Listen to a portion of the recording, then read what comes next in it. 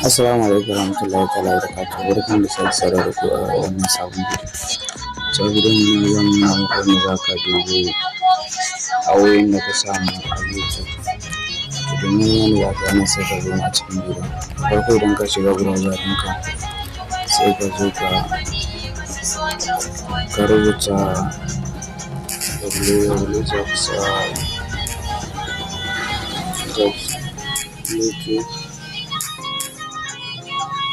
www.youtube.com sai ka sa www.youtubestudio.com sai ka bayan ya bude ma da haka sai ka zo ka taɓa wannan.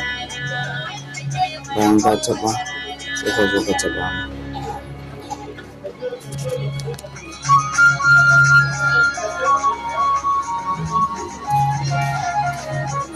Za ka jira ya bude.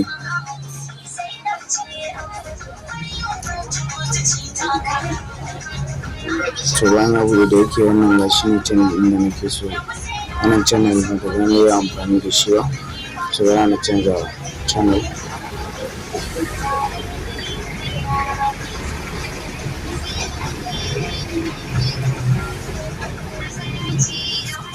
To zai kamar yau zai a YouTube sai ka taɓa.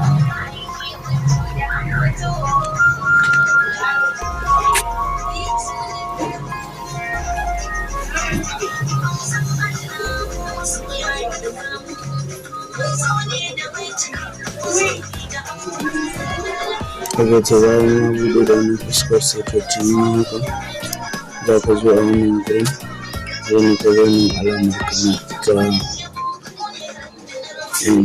dola ne kawai. To ga shi kuma haka sai ya buɗe wannan wanda kake gani shi ne za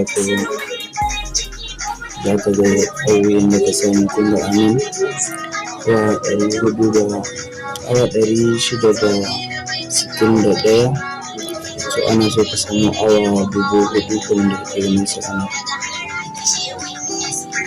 Sai kuma anan subscribe, sai kuma anan za ka ga ana so ka samu a subscriber 1,000 kuma an yi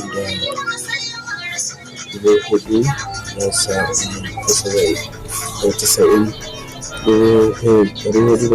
su ne wurin anan. So kuma shi ne ƙarshen bidiyon sai mun sake saurara da ku a wani bidiyon na gaba.